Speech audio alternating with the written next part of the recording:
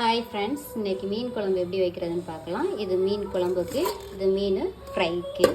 அதுக்கு தேவையான பொருட்கள்: சின்ன வெங்காயம் கொஞ்சம் அரிஞ்சு வச்சுருக்கேன், பூண்டு, சின்ன வெங்காயம் 2 தக்காளி. சின்ன வெங்காயம் வந்து ஒரு 25 சின்ன வெங்காயம், 2 தக்காளியை வந்து பேஸ்ட்டு மாதிரி எடுத்துக்க போகிறோம். இப்போ வாங்க எப்படி செய்கிறதுன்னு பார்க்கலாம்.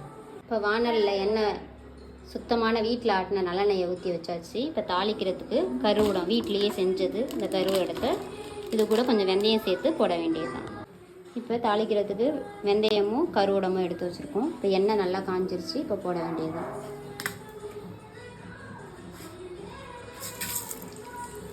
நல்லா பொரிஞ்சு வரும். கருவேப்பிலை போட்டுற வேண்டியது. கருவேப்பிலை போட்டதுக்கப்புறம் சின்ன வெங்காயம் அரிஞ்சு வச்சுருக்கோம்ல, இதை பொன்னிறமாக போட்டு வதக்கணும். மீன் குழம்புக்கு எப்பயுமே பூண்டு நிறையா போட்டால் தான் நல்லாயிருக்கும். இப்போ இந்த பூண்டை வாஷ் பண்ணி அதில் போட வேண்டியதுதான்.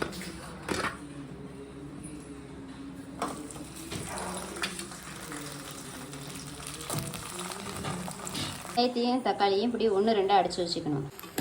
இப்போ நல்லா வெங்காயம் பொன்னிறமாகிடுச்சு. ஏன் நுரையாக வருதுன்னா, நம்ம மீன் வந்து சூடு, இந்த சூட்டை குறைக்கிறதுக்கு கொஞ்சமாக விளக்கெண்ணெய் ஊற்றுவோம். அந்த விளக்கெண்ணெய் ஊற்றுனதுனால உங்களுக்கு நுரையாக வருது.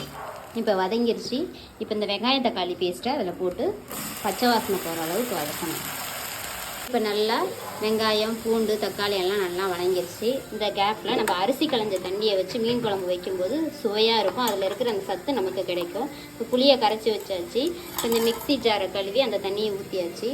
அதுக்கப்புறம் நம்ம என்ன போடணும்னா, ஒரு 1/2 ஸ்பூன் மஞ்சத்தூள் போடணும். எப்பயுமே மீன் குழம்புக்கு மல்லித்தூள் நிறையா போடணும். இப்போ 2 ஸ்பூன் போடலாம். அப்போ தான் வந்து நமக்கு திக்னஸ் கொடுக்கும். அதனால் அடுத்து மிளகாத்தூள் உங்கள் வீட்டில் எப்படி காரம் சாப்பிடுவீங்களோ அதுக்கு தகுந்த மாதிரி போட்டுக்கோங்க.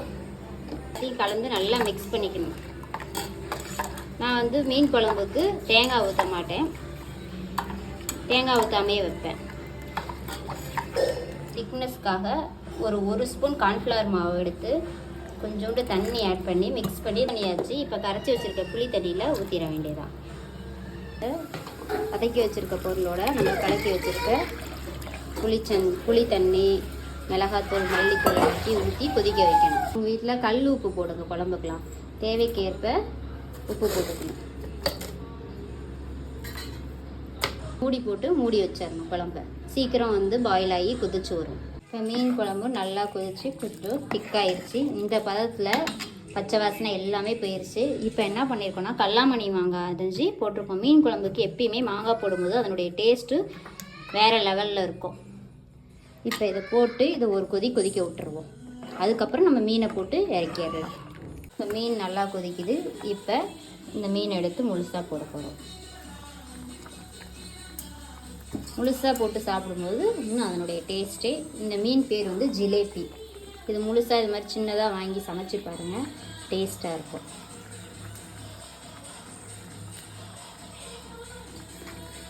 கரெக்டாக மீனை போட்டு ஒரு கொதியிலேயே நம்ம ஆஃப் பண்ணிடணும். ஏன்னா மீன் வந்து சாஃப்ட் ஸ்கின்னு, சீக்கிரம் வெந்துடும். இந்த சமயத்தில் கொஞ்சம் பெருங்காயத்தூள் சேர்த்துக்கணும். ஏன்னா நமக்கு செரிமானத்துக்காக. இது மாதிரி நல்லா மீன் உடையாமல் நல்லா கிளறி விடணும். மீன் குழம்பு நல்லா கொதிச்சிருச்சு, மீனும் வெந்துருச்சு. இந்த பதத்தில் நம்ம மல்லித்தூள் இலையை வந்துட்டு 1-2 தூவி ஏறணும். மீன் வந்து வெந்துருச்சு. நீங்களும் இதே மாதிரி செஞ்சு பார்த்துட்டு சாப்பிட்டு பார்த்துட்டு எங்களுடைய சேனலை லைக் பண்ணுங்கள், ஷேர் பண்ணுங்கள், சப்ஸ்கிரைப் பண்ணுங்கள். Thank you viewers. இப்போ மீன் குழம்பு ரெடி. வாங்க சாப்பிட்லாம்.